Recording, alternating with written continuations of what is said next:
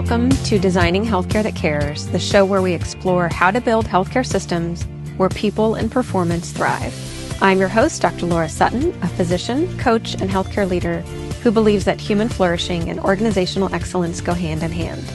Each week, I talk with leaders, change makers, and innovators about how to shift culture, lead with purpose, and tackle the root causes of burnout.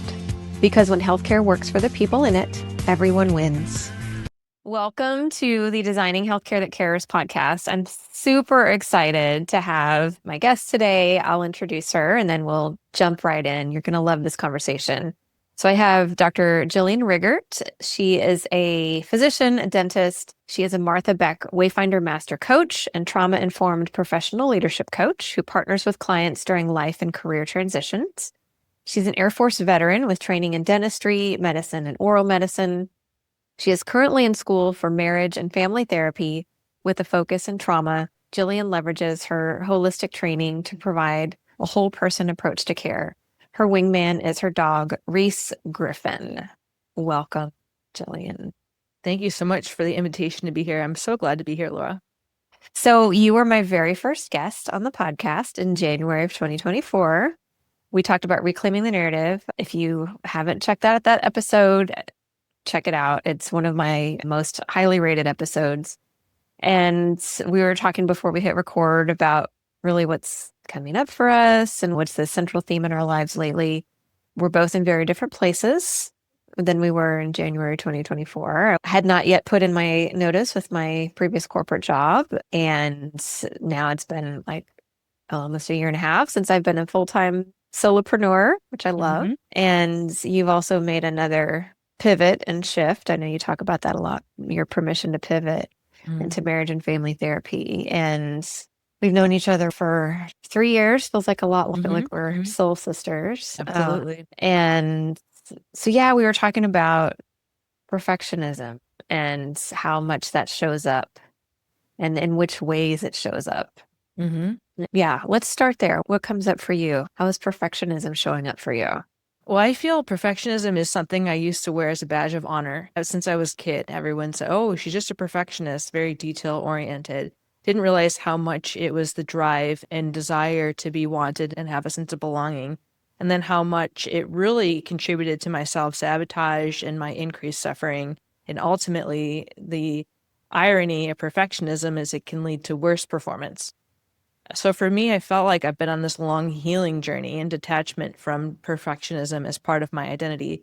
And when I see it show up, I don't hold my head up high and feel proud of it anymore. I look into it and say, what do you truly need in these moments? And I recognize it now as well in being a marriage and family therapy intern and a coach is how often it's coming up for clients of both in therapy and in coaching, how much it's increasing their suffering, increasing that sense of never feeling enough, how much we can trace that back to always wanting to have acceptance and approval from other people, whether it likely started in childhood, but then reinforced by our education system. So at this point for me, where I feel it still shows up is because my marriage and family therapy has didactic courses, it's very hard for me to detach from the grades and wanting to get 100% and all that. And what I've realized is that I have dialed up my self-compassion. I have really been cultivating a beginner's mind, one that comes from compassion, curiosity, non-judgment. And those have been very supportive in being antidotes for perfectionism. And something that I've shared with you is then, of course, my obsession with a documentary called Becoming Nobody and really just embracing who we are.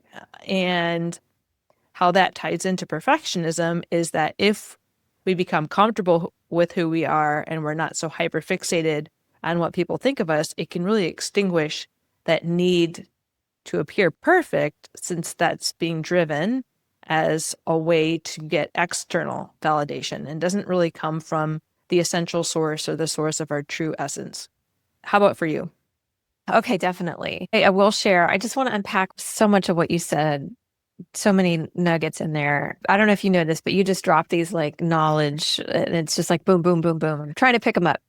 So I definitely want to hear about the Ramdas documentary. Something that you said about perfectionism, you've been trying to distance yourself from it. And so it just makes me think about how my podcast and my message now about designing healthcare that cares is really looking at how's the healthcare system structured now for everybody, clinicians, patients, everybody, and how can we make it so that it's truly a human experience and we're not this uncaring kind of commodity that it appears to be right now. In my healthcare training, and I know you've experienced this as well because we've talked about it, really the siren call to be this ideal version of ourselves that shows up in ways like we sacrifice our own needs, we sacrifice our sleep and food and basic needs and our basic humanity in order to fulfill this idealized version of ourselves that we really can never aspire to, but we think we can because it's this comparisonitis. We look out and we see this version of people that they've portrayed, but we don't see everything that's going on behind the scenes. And you talked about enough, and I know we've both heard like, well, enough is a decision. It's not an amount. And the first time I heard that, I thought that doesn't make sense. That might work for everybody else, but not for me. It really just brings home to me that we're so pulled in by messages that we receive very early and when we're very impressionable, and then our medical training that we have to be perfect, we have to get all A's, we have to be X, Y, or Z, this unrealistic and unattainable ideal, and to distance ourselves from that, to realize that, okay, that's the matrix. That's not who we really are, is really difficult. And it takes intention and it takes community, which you and I have found in each other and in different community groups. It's just so much easier to get pulled in than to pull yourself out. I think absolutely, like a lot of different, any sort of belief that's not serving us, it's hard to deconstruct from that. And I love what you said about it's really the desire to please other people. And that when we realize that we really just need to make sure we're being true to who we are, and your message about be true to you, that is like the antidote to perfection. I hadn't seen that association that clearly. So I think it's really, really helpful the way that you put it, that when we really know who we are and what we stand for, and you and I talked before we hit record about like, okay, what does this mean with who I align myself with and who I don't align myself? Where am I showing up in spaces where I don't feel completely supported? And how do I put myself more into spaces where I do? Yeah. And I'm sure for you, it's been a lot of unlearning journey for me along the way. Absolutely. And you said, we think about we can let go of things when it's no longer serving us. And the difficulty with perfectionism, it does serve us in many, many ways. Yes. And to let it go is when it threatens our identity of this person that achieves and what does it take. And aspects of it really do serve us very, very well. And so we're afraid to let go of it, thinking that we'll perform worse. People will like us worse if we are not perfect. And the opposite's actually true, though it takes allowing ourselves to embody it and to do that and to be imperfect. The things that I've been known for are my vulnerability and just being raw and like down to earth. And like I've always been that way, I think, is I like down to earth and real and honesty. And where I think the perfectionism, how that makes me show up is like I'm masking. I don't like it. It makes me feel like part of me is coming out that comes across as a big defense mechanism. Like perfectionism is a defense mechanism that you don't want people to see your imperfections, your vulnerability, the fact that you are human and that you have flaws. And so when I could feel the difference of here I'm showing up my whole heart, where when I'm imperfect in my ego brain and I'm in defense. And so we'll notice in different cultures and different communities that we're in, if you're in a defense posturing, if I have to appear a certain way in order to be accepted here, that feels one way, versus if you're in a different group. We know from the ACE group that we have, if you're familiar with the ACE and the Emerge community, you'll know what I'm talking about. But for people who don't, it's this community that was developed by women physicians that really cultivates this, hey, show up as you are. We do not want people to feel like they have to mask in order to belong here. And I felt like it really cultivated this sense of vulnerability, that people just allow themselves to be raw organic, and the depth of connection that developed from that space is much greater than if you go to a conference in academia and people are putting, their best face forward, quote unquote best, meaning that they don't want you to see through whatever it is in their statistical data. And I know from academia, people get desperate in order to appear perfect, and they start compromising their data in order for even their data to look perfect. And it's so fascinating if we just think about, oh, well, that's the pressure. It's not a flaw of that person, but it's an indication of the pressure that they were experiencing, and maybe a lapse in integrity coming from probably how much pressure that they were experiencing in order to feel like they deserve to be where they are. Yeah, the way that you put that is like, it doesn't necessarily excuse a lapse in integrity, but it just shows how powerful these forces really are. And it's so interesting about this. We hear a lot about authenticity, especially like on social media and that type of thing. And I still feel this. I notice this for myself as like this real pressure and desire to appear very buttoned up and very put together. And I know exactly what I'm doing. I have all my stuff together. At the same time, I feel like the people that I tend to relate to more are the people that, not that they don't have their stuff together, but they show their imperfections and they're vulnerable and they're willing to admit like, hey, I made a mistake. And so that's something that I've actively worked on. Like I've sent out emails and then I read them and I'm like, oh, there's a big typo in there. And then I'll send out, you know what? Hey guys, not perfect. Let's try this again. And so it's interesting that this perfectionism also can feel very isolating because we feel like, well, no one else is feeling like this. No one else is struggling with this because of the appearance that everybody's putting on. And I think that's the power of community too. Like you said, this ACE community created by Dr. Dina George and Dr. Don Sears. Dr. Sears has been on the show and I've tried to get Dina, but I know she's got lots of other things going on in her life. That's another power of community, is when we can all kind of just let our guard down and be who we are, be ourselves with each other. I don't want to forget your question though about how does it show up for me? We were talking about this a little bit too. It's resistance for me. So my big project right now is I'm creating a course, an online course. It's not something I've ever done before. And I went to work on it today and oh my gosh, that laundry really needed to be folded at that exact time. And those dishes needed to be done right then and there. So I noticed this for myself a lot too. When I did my master's program, that I would sit down to study and like, oh man, I'm going to clean out the refrigerator drawer because it needs to be scrubbed perfectly. Absolutely. And my refrigerator was clean. I did make it through my master's program successfully. But yeah, that's how it shows up for me. Procrastination, resistance.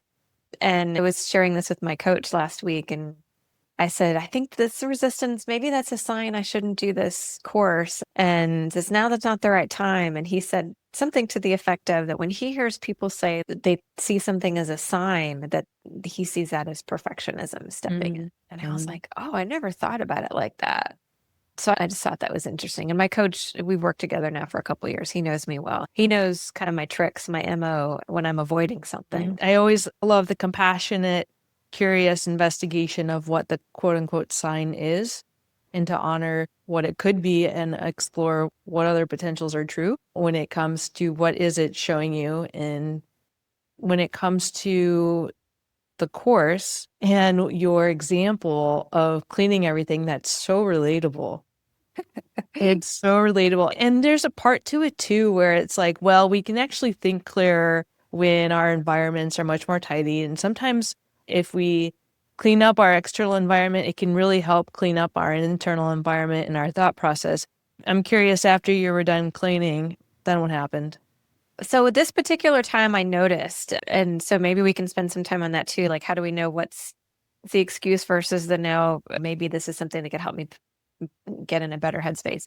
So I didn't listen to that voice because I know that voice about me.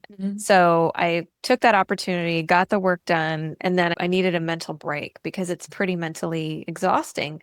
So then I went to go wash the dishes.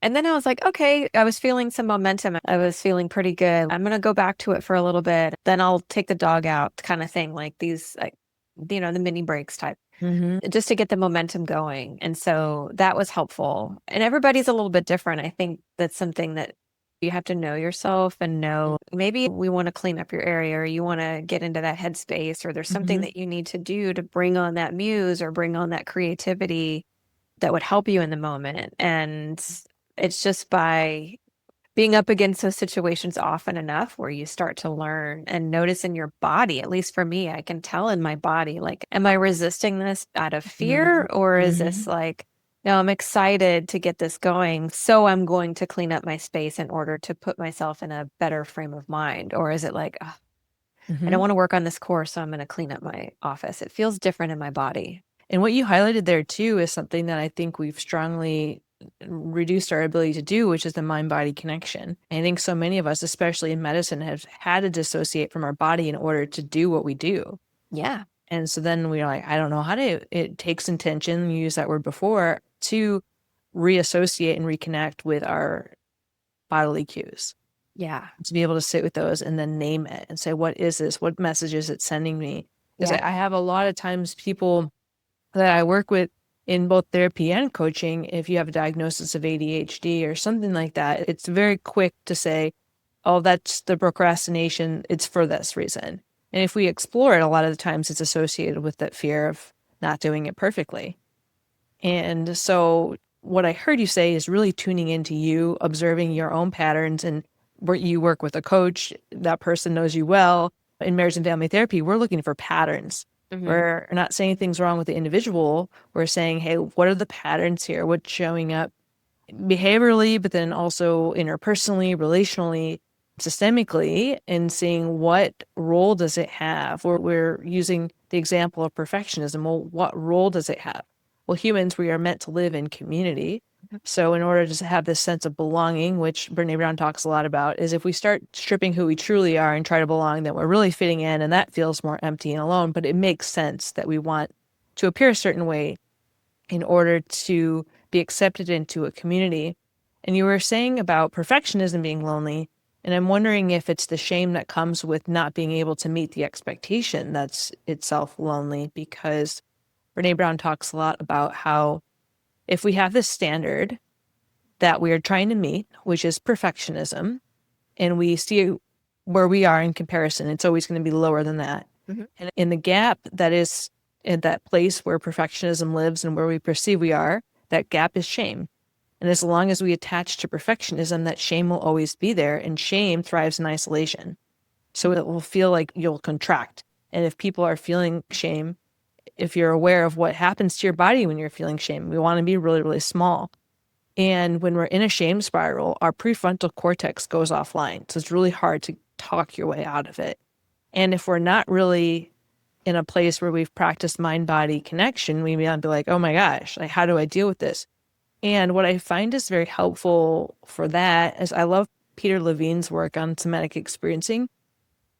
Be able to really leverage your body's cues and to leverage your communication with your body and to support it out of a shame spiral means thinking about something where you feel authentic pride and getting into the authentic pride posture, putting your shoulders back and experiencing a sense that is kind of the opposite of I need to be as small as possible, but hey, I deserve to take up space just as I am.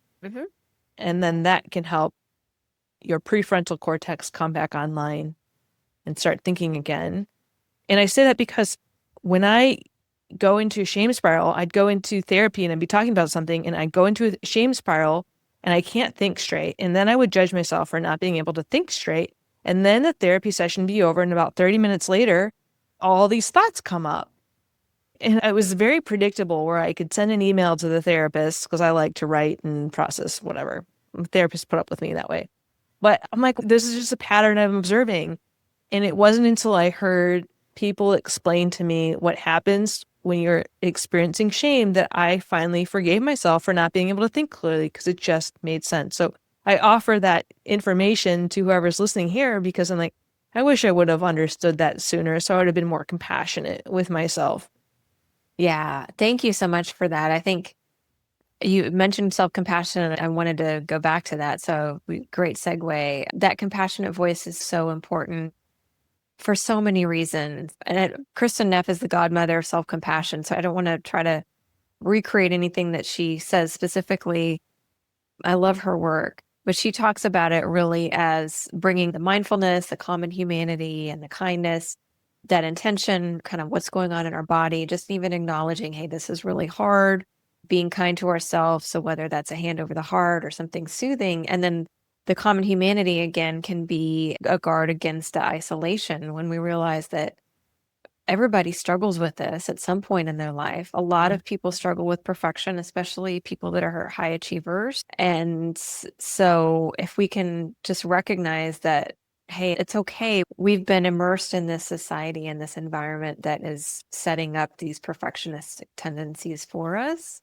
And so again, like you said, it's not our fault and we're not to blame for it. Only then can we really feel empowered to do something about it, to do something differently, whether that's, hey, reach out to a friend for support, or maybe take a walk or snuggle with your dog or whatever that looks like. And that self-compassion has been so powerful, life-changing for me over the course of my own journey.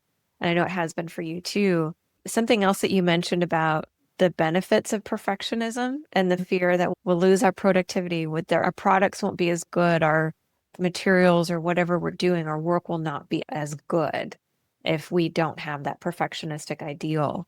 And one thing I love about Kristen Neff, there's a lot of things I love about her.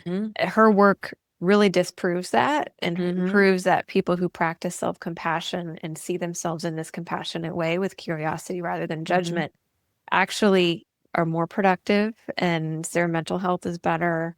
And so that kind of dissuades that fear that I'll lose my edge or I won't be as useful a member of society or whatever that looks like if I don't have high standards for myself. The other thing that I love about just recognizing, hey, how are these tendencies impacting you? And that's something that I do when I coach with a lot of clinician leaders tend to have very high standards for themselves. So we'll explore it. How are these standards impacting you? What's the result of kind of this way of thinking?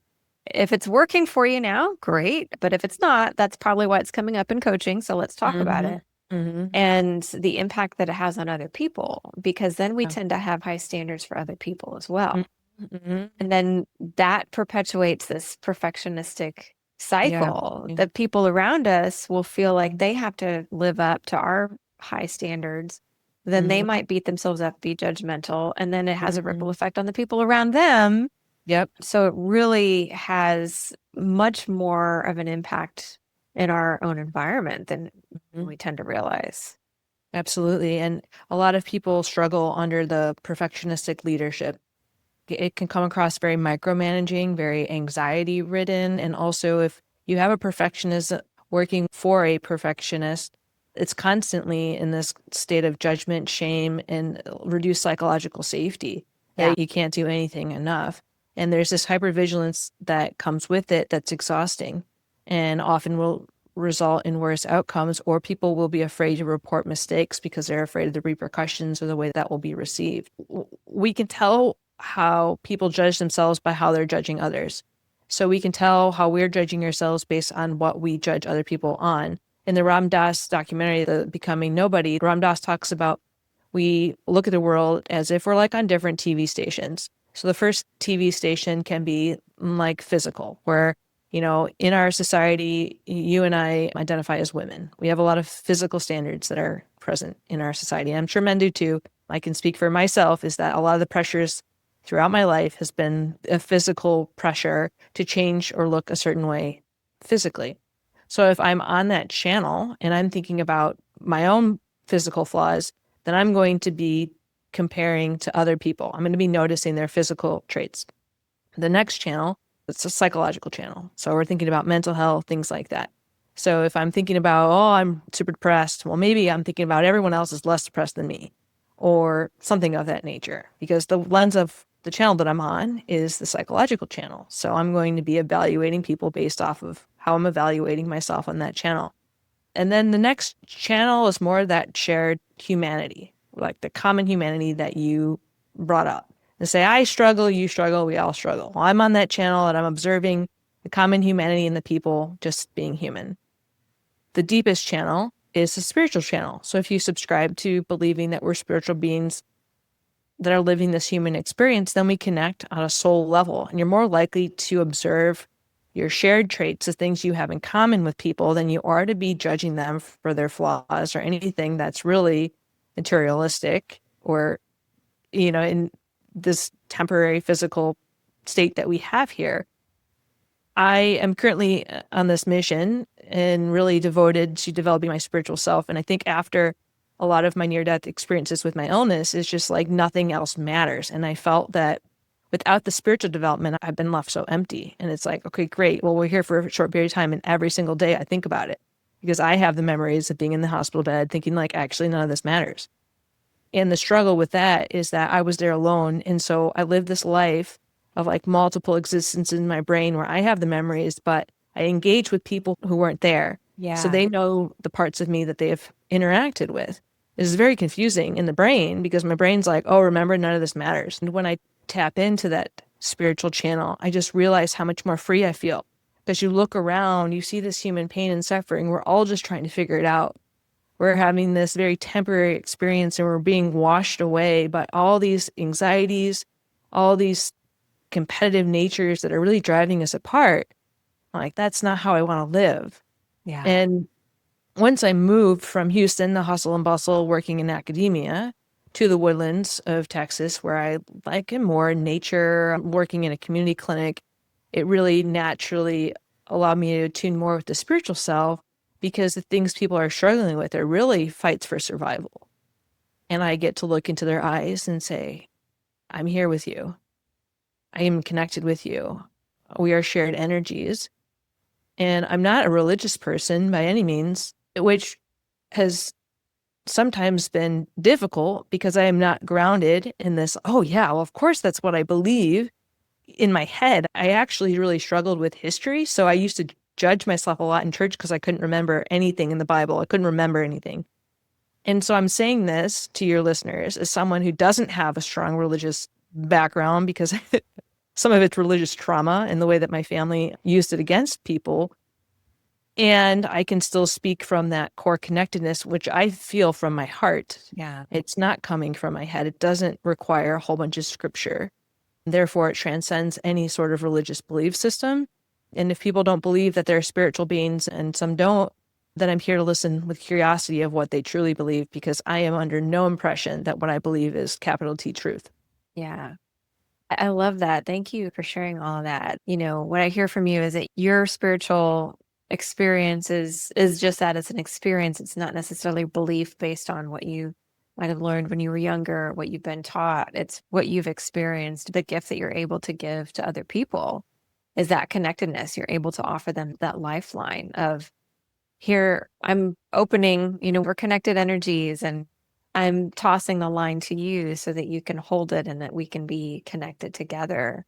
And that's really, really powerful. And that's something that I think, at least in Western society, we just don't do that. We don't do it enough. Yeah. It's not something that we're taught. I think it's not something that's prioritized. I have very, very limited experience of other Eastern cultures, but from what I understand, it's a little bit more prioritized in some Eastern cultures that we're really connected to other people and this shared humanity, shared experience, rather than more of an individualistic, I'm here for myself and I'm going to step on people in order to get done what I need done. And it's all about me and the self-centeredness. I recognize some of the self-centeredness, at least for myself and my perfectionism, where sometimes I'll catch myself like, you kind of need to just get over yourself, Laura.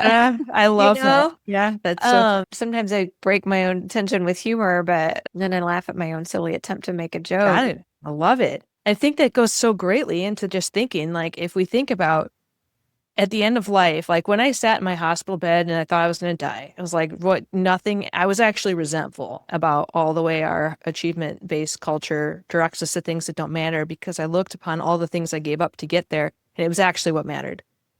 And I didn't even know at that point that my ex-boyfriend would die a couple months later, but he did. And what you said there about perfectionism and just thinking about the humor is like, we take life so seriously, but not serious enough at the same time. We take life so seriously that we're not living our lives. Yeah. Because we take ourselves so seriously. And if we think about, like, if this is our last day here, how is perfectionism bringing us towards how we would want to spend it? And how is it driving us away from the things that matter most? Yeah. That was very biased and probably a little bit leading in the second way I said it. But for me, it certainly was driving me as this hyper anxious state where I didn't think I was good enough. You and I developed one of the strongest friendships I've ever had, and we've met like twice in person. And what I realized is I don't let people in because I'm so afraid that if they got to know me deeply enough, they would realize that I'm this flawed human being that they can't tolerate because I can't tolerate me. I can't tolerate my imperfections. I don't love myself. So therefore, that opened up the gateway to say, if I do not work on self-compassion, self-love, I will continue to reject people because I will continue to feel I'm not deserving of their love and acceptance.